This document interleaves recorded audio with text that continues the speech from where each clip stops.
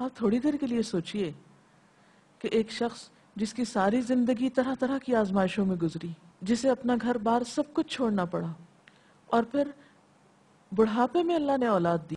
وَهَبَ لِي عَلَى الْكِبَرِ اسماعیل، اللہ نے مجھے بڑی عمر میں اسماعیل عطا کیا.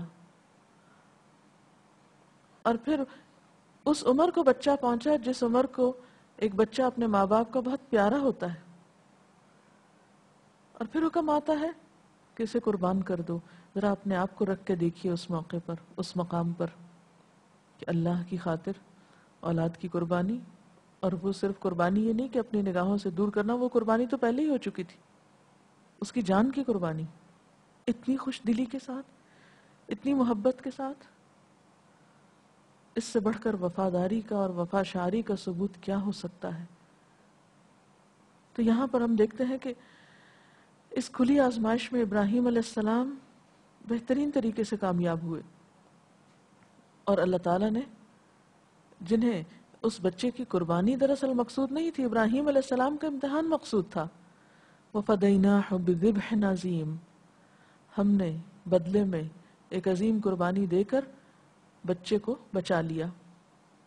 جبریل علیہ السلام ایک مینڈھا لائے، ابراہیم علیہ السلام نے جب چھری پھیری تو وہ چھری بیٹے کے گلے پر نہیں تھی، اس مینڈھے کے گلے پر تھی. اور وہیں سے پھر ان جانوروں کی قربانی کا سلسلہ شروع ہوا. جو شخص حج کرنے کے لیے جاتا ہے وہ بھی قربانی کرتا ہے، اور وہ لوگ جو حج کے لیے نہیں جا سکتے وہ اپنے گھروں میں ان کے ساتھ عملی طور پر ایک طرح سے شریک ہوتے ہیں اس ریچول میں. جو صاحب حیثیت ہوتا ہے وہ قربانی کرتا ہے.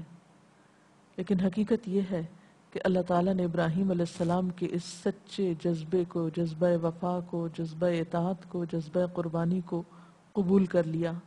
اور یہی وجہ ہے کہ ہم دیکھتے ہیں کہ اس کے بعد، یعنی ابراہیم علیہ السلام کے بعد جتنے انبیاء آتے ہیں، آپ کی اولاد میں آتے ہیں، بنی اسرائیل کے جتنے پیغمبر ہیں، پھر خود نبی صلی اللہ علیہ وسلم، یہ سب ابراہیم علیہ السلام کی نسل سے ہیں. آپ کا ذکر خیر ہر نماز میں درود شریف کے اندر ہوتا ہے. یہ سب آپ کی قربانیوں کا نتیجہ ہے. حقیقت کی بات ہے کہ جو شخص اللہ کی خاطر قربانی کرتا ہے اللہ تعالیٰ اس کے اجر کو ضائع نہیں کرتے. اللہ تعالیٰ اس کو دنیا میں بھی بہترین بدلہ دیتے ہیں. اور اسی لیے یہاں پر مزید فرمایا وَتَرَكْنَا عَلَيْهِ فِي الْآخِرِينَ، ہم نے اس کا ذکر خیر پچھلوں میں باقی رکھا. یعنی بعد کی نسلیں ابراہیم علیہ السلام کا ذکر بہترین الفاظ میں کرتی ہیں. آج آپ دیکھیں، خواہ یہودیت کے پیروکار ہوں یا نصرانیت کے یا اہل اسلام ہوں، سب کے سب ابراہیم علیہ السلام کا ذکر اور آپ کا نام عزت و احترام سے لیتے ہیں. اور پھر اللہ تعالیٰ فرماتے ہیں سلام علی ابراہیم، ابراہیم پر سلامتی، ابراہیم علیہ السلام پر سلام ہو. کذالک نجزی المحسنین، ہم نیکوکاروں کو ایسا ہی بدلہ دیتے ہیں. یعنی ابراہیم علیہ السلام کے طریقے پر عمل کرتے ہوئے جو شخص بھی اس راستے پر چلے گا، یعنی آپ کی سنت کی پیروی کرے گا، جیسا کہ نبی صلی اللہ علیہ وسلم نے فرمایا سنت ابیکم ابراہیم، وہ یقیناً بہترین جزا پائے گا. اور ہر سال اس موقع پر، یعنی عید الاضحیٰ کے موقع پر، عید قربان کے موقع پر جانوروں کا قربان کرنا اسی عظیم قربانی کی یاد دلاتا ہے. دراصل اس میں ہمارے لیے سبق یہ ہے کہ ہم اللہ تعالیٰ کی خاطر کچھ بھی قربان کرنا پڑے تو قربان کرنے سے نہ چوکیں.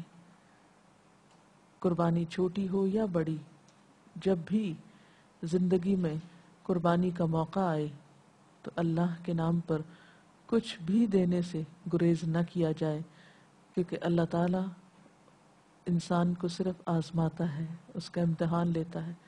اسے نہ تو کسی کی جان مطلوب ہے، نہ کسی کا مال چاہیے، اور نہ دیگر چیزیں.